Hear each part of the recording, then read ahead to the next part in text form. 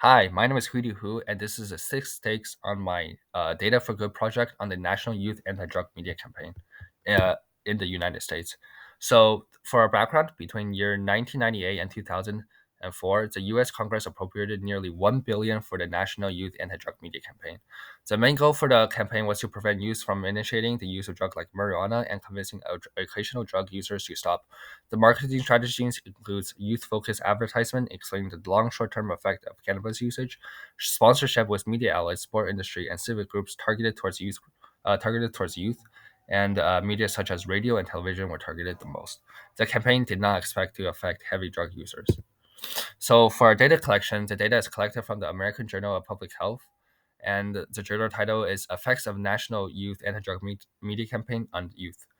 The population is U.S. youth from age 12.5 to 18 between the year 1999 and 2004.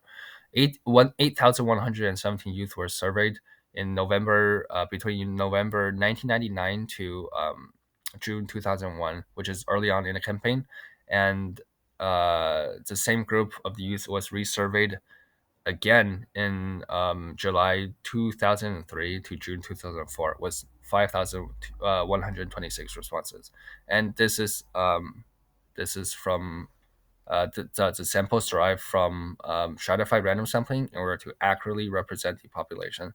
The data is continuous and numerical and is expressed in proportions. Each person is asked a true or false question about whether or not they used marijuana in the past year. The proportion of students who answered true were recorded for November 1999 to June 2001 and July 2003 to June 2004. Each wave spans multiple years and contains three equal cohorts distributed throughout. We will use n is equal to the number of cohorts surveyed in that year times the number of participants in the cohort, and n is the number surveyed in said year. N1, the number surveyed in year 2000, is equal to one cohort times 8,117 divided by 3, which is 2,705. N2, the number surveyed in year 2004, is equal to one cohort times 5,126 divided by 3, which is equal to 1,709. So here's our data. In the top row, it shows our year, and in the bottom row, it shows the proportion of past year use of those who answer yes to past year use of marijuana, and it is 0.171 and 0.167 respectively. So for our first statistical question, we have: is the proportion of U.S. teens who have used marijuana in the past year significantly lowered after the National Youth Anti-Drug Media Campaign in 2004? And for the test, we will use two proportion z-test.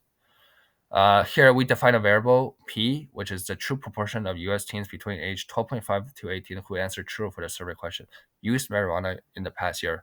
P1 is equal to the proportion of youth surveyed in year 2000 and answer yes, and P2 is the proportion of youth surveyed in 2004 and answer yes.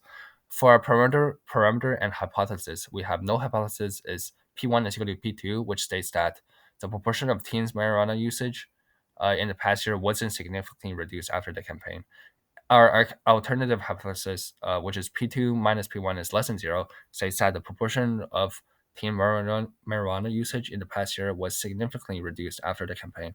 We will use alpha is equal to 0.05, and P combined, since our no hypothesis states that P1 is equal to P2, is 0.1692. So for our conditions, we're given stratified random sampling representative of the population, and N1, and for our independent statement, we have N1 is equal to 2,705, which is less than 10% of all U.S. youth from age 9 to 18 in the year 2000, and N2 is equal to 1,709, which is less than 10% of all U.S. youth from age 12.5 to 18 in the year 2004. For our CLT stating normal sampling distribution, we found out that there's at least 10 participants who answer yes and 10% participant who answer false for each year. So for our Z statistics, we were given this equation, and after we plugged in the values, we got that Z is equal to negative 0.3479 and P value is equal to 0.3640. Our conclusion is that since P value is equal to 0.3640, which is greater than alpha, which is equal to 0.05, we fail to reject null. We do not have convincing evidence to conclude a significant lowered proportion of marijuana usage from U.S. teens between age 12.5 to 18 years old after the National Youth Anti-Drug Media Campaign. For our second statistical question, we want to create a 95% confidence interval for the change in proportion for marijuana usage of teens between the age of 12.5 to 18 before and after National Youth Anti-Drug Media Campaign.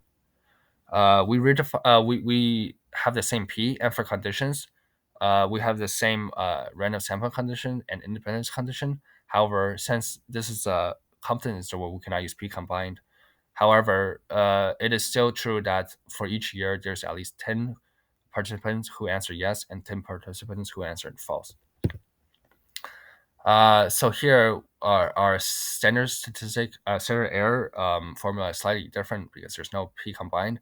And after plugging in, we got s is equal to 0.0116, alpha is equal to 0.05, and secret for 95% interval confidence interval is 1.96. And our confidence interval ranges from negative 0.0267 to 0.0186. Our conclusion is that we are 95% confident that the change in proportion of marijuana usage from U.S. teens between the age of 12.5 to 18 years old after the National Youth Anti-Drug Media Campaign is between negative 0.0267 and 0.0187.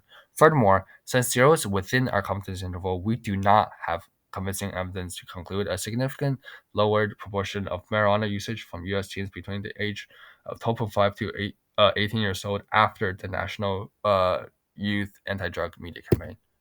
Conclusion: we concluded that the two-proportion t-test shows that there isn't convincing evidence to conclude a significant lowered proportion of marijuana usage from U.S. teens between age of 12.5 to 18 years old after the National Youth Anti-Drug Media Campaign. And our confidence interval states that the change in proportion of marijuana usage from U.S. teens between the age of 12.5 to 18 years old after the National Youth Anti-Drug Media Campaign is between negative 0.0267 and 0.0196, and this is 95% confident. Ultimately, both tests showed that the National Youth Anti-Drug Media Campaign of 1998 didn't have a significant effect on lowering teen marijuana usage. Our reflection: the data came from a reliable source and have a sampling method representing the entire population.